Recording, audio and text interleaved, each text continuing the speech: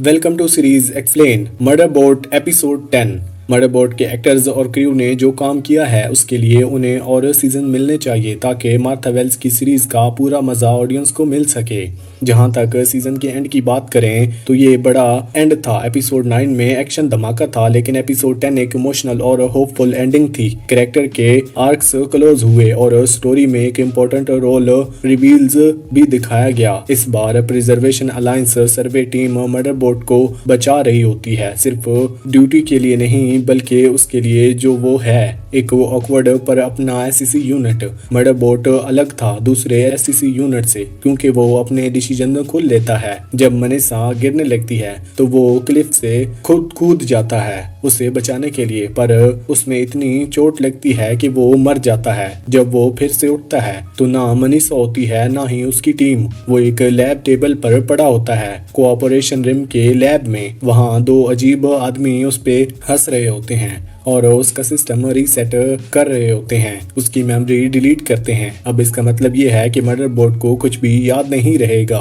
ना उसका आज़ादी पाना, ना मनीषा, ना उसकी टीम। जब डेल्टा फोर्स टीम के मेंबर्स मार देते हैं तभी मनीषा और उसकी टीम कोऑपरेशन रिम से बात कर रही होती है उन पे लीगल केस डालने के लिए, पर वो नेगोशिएशन भी ओपन रखते हैं ताकि मर्डरबोर्ड को वापस ला सकें। कोऑपरेशन रिम को लगता है कि मर्डरबोर्ड उनका बेस एक फालतू प्रोडक्ट था। अगर उनकी यादें लीक हो गईं तो उनकी कंपनी के लिए बड़ा नुकसान हो सकता है, लेकिन उन्हें नहीं पता था कि ये टीम उसे एक एसेट समझती है, कोई मशीन नहीं जो जब चाहे तोड़ दी जाए। जब ग्रुप रोटी को ढूंढता है तभी उनकी मुलाकात मर्डरबोर्ड से होती है। वो उसे मिलकर खुश तो होता है क्योंकि ये वही रोबोट है जिसने उसकी जान बचाई थी, पर उसे ये नहीं पता था कि ये रोबोट अब अपग्रेड हो चुका है। अब छोटी छोटी बातों पे आंसू बहा देता है। और सबसे शॉकिंग बात, जब किसी अननोन आदमी के ऑर्डर पे मर्डरबोर्ड उसी पे गन पॉइंट कर देता है। मनीषा को काफी दुख होता है क्योंकि उसे लगता था कि मर्डरबोर्ड के बायोलॉजिकल पार्ट शायद उसकी कुछ यादें बचा के रखें। मनीषा को काफी दुख होता है क्योंकि उसे लगा था कि मर्डरबोर्ड के बायोलॉजिकल पार्ट शायद उसकी कुछ यादें बचा के रखेंगे, लेकिन टीम को पक्का लगता है कि उसकी सारी मेमोरीज चली गई हैं। जब मर्डरबोर्ड को और कुछ एससीसी यूनिट्स को प्रोटेस्ट करने वाले लोगों को मारने भेजा जाता है तो तभी उसके दिमाग में एक पुरानी स्क्रीन फ्लैश होता है, मीनिंग फैसिलिटी में हुआ पुराना डिस्ट्रक्शन। बाकी लोग तो इस बात पे विश्वास नहीं करते, लेकिन जब मर्डरबोर्ड प्रोटेक्टर्स को कंट्रोल करने की कोशिश करता है और मीनिंग जगह की याद उसे दिखाई देती है, उसका सिस्टम ग्लिच करने लगता है। मॉब उसकी पूरी तरह से पिटाई करता है। एक ह्यूमिलेटिंग डिफीट कंपनी को सिग्नल मिल जाता है। ये एससीसी यूनिट अब किसी काम का नहीं रहा, पहले ही एवरेज था, अब तो बिल्कुल बेकार हो गया है। कंपनी मर्डरबोर्ड को मेल्ट करने की फैसला लेती है। उसे एक प्लेटफॉर्म पर चढ़ाया जाता है जो फ्रांस में जाने वाला होता है, लेकिन उसे कुछ पता नहीं होता कि उसके साथ क्या होने वाला है। लास्ट मोमेंट से पहले पेनेली आ जाता है और उसे बचा लेता है। इसके बाद मनीषा की टीम वाले पब्लिक कैंपेन चालू कर देते हैं जिसमें वो पूरा सच बताते हैं, कैसे डेल्टा स्काउट की मौत हुई और उनकी खुद की टीम भी कैसे मारी गई। वो सारी जिम्मेदारी कंपनी पे डालते हैं, साथ ही वो मर्डरबोर्ड का नाम भी लेते हैं जिसको वो हीरो मानते हैं और कहते हैं कि कंपनी ने उसे छुपा दिया है ताकि सबूत मिटा सके। मीडिया में स्टोरी बड़ी बन जाती है और कंपनी प्रेशर में आ जाती है। तब कंपनी प्रेस टीम को ऑफर करती है अगर वो चुप रहे तो उन्हें एक एससीजी यूनिट दिया जाएगा जिसे वो मनीषा के पास भेजने वाले हैं। डील में ये मेंशन होता है कि मर्डरबोर्ड का बॉडी कहाँ है, पर किसी को ये नहीं पता होता है कि उसकी मेमोरीज का क्या हुआ। ग्रेथन जो पहले वही काम करता था, उसे पता था कि कंपनी किसी भी रोबोट की मेमोरी तुरंत डिलीट नहीं करती, पहले उसकी वैल्यू चेक करती है। इसलिए चांस है कि मर्डरबोर्ड की यादें सिस्टम में अब भी मौजूद हो सकती हैं। ग्रेथन के पास एक प्लान होता है। वो अपने एक पुराने दोस्त से कांटेक्ट करता है जो पहले उसका कोवर्कर और एक ड्रग डीलर था। उसने गिल्टी फील करवाता है ताकि मदद मिले और फाइनली उस दोस्त के सिक्योरिटी जॉब के थ्रू स्नैचरी मून नाम का एक फोल्डर मिलता है जिसमें मर्डरबोर्ड की यादें होती हैं। वो दोस्त एक आर्गुमेंट ह्यूमन होता है, इसलिए सिस्टम से सब मेमोरी अपने दिमाग में डाउनलोड कर लेता है पर वो उन्हें ज्यादा देर तक नहीं रख सकता। जल्दी से वो स्काउट के पास लौट कर आता है जहाँ मदरबोर्ड भी होता है। जैसे ही वो कांटेक्ट करता है, मदरबोर्ड की सारी यादें एकदम से वापस आ जाती हैं। कुछ देर चुप रहने के बाद मदरबोर्ड पूछता है, स्नैचिंग मून के एपिसोड मिस तो नहीं हुए ना?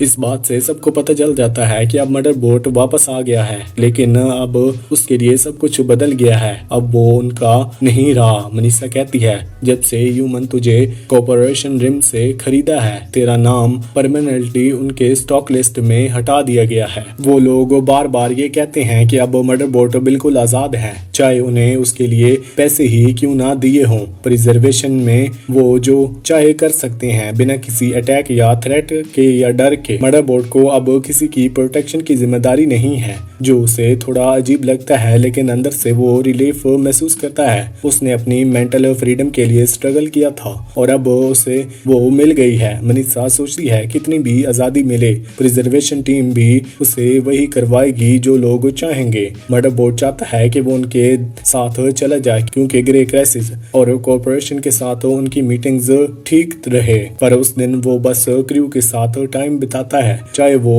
अच्छा हो या ना हो। मनीषा और उसकी टीम जानती है कि ये सिचुएशन उनके फायदे में है। रात में सब सो जाते हैं तो मदरबोर्ड जो एक नॉर्मल इंसान का रूप में था, चुपके से निकल जाता है। गैरेथिन के दरवाजे के पास कुछ आवाज महसूस होती है। लोग समझते हैं कि मदरबोर्ड अब भी अपने पुराने तरीकों में उलझा हुआ है, जैसे कि प्रीमीटर पेट्रोल करना। गैरेथिन उससे कहता है कि मैं भी इस फेज से गुजरा हूँ, लेकिन टाइम के साथ सब ठीक हो जाता है। फिर गैरेथिन को मदरबोर्ड पसंद नहीं था, लेकिन अब उसका एटीट्यूड नरम हो गया है। वो कहता है, मैं मदद करूंगा, पर मदरबोर्ड सिर्फ साइलेंट रहता है। वो अब भी प्रीमेटर पे नाराज नजर रख रहा है। गैरेथिन समझ जाता है ये उनका आखिरी अलविदा है। मदरबोर्ड जान गया है, अगर मैं मनीषा और उनकी टीम के साथ चला गया तो मुझे उनकी जिंदगी जीनी पड़ेगी, अपनी नहीं। चाहे वो उसे आजाद कहें, पर असल में वो उनका पार्ट बन गया है। सच ये है कि मदरबोर्ड अभी भी ये डिसाइड नहीं कर पा रहा कि वो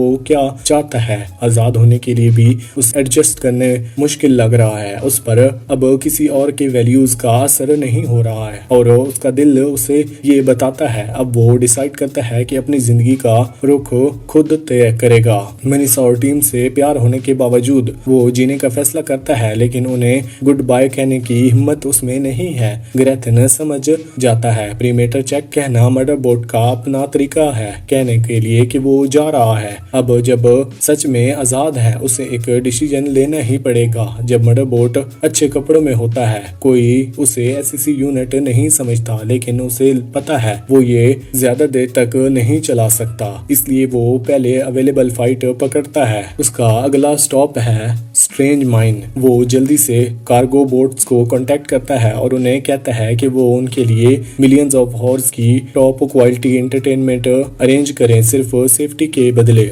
शिप के उड़ते ही मदरबोर्ड के अंदर एक एक्साइटमेंट का जोश होता है, एक नई जर्नी की शुरुआत। उधर मनीषा को पता चलता है कि मदरबोर्ड चला गया है। वो चुपचाप स्पेस क्राफ्ट को देखती है। जैसे ही वो आसमान में गायब होता है, उसके चेहरे पे उदासी होती है, लेकिन एक सुकून भी, क्योंकि वो चाहती थी कि मदरबोर्ड आजाद हो और अब वो सच में आजाद है। चाहे मदरबोर्ड के लिए एक हैप्पी एंडिंग लगती है, असल में कहानी अब शुरू हुई है। इसी के साथ इस कंप्लीट सीजन का एंड होता है। वीडियो अच्छी लगी हो तो वीडियो को लाइक करके चैनल को सब्सक्राइब लाजमी करना। Thanks for watching.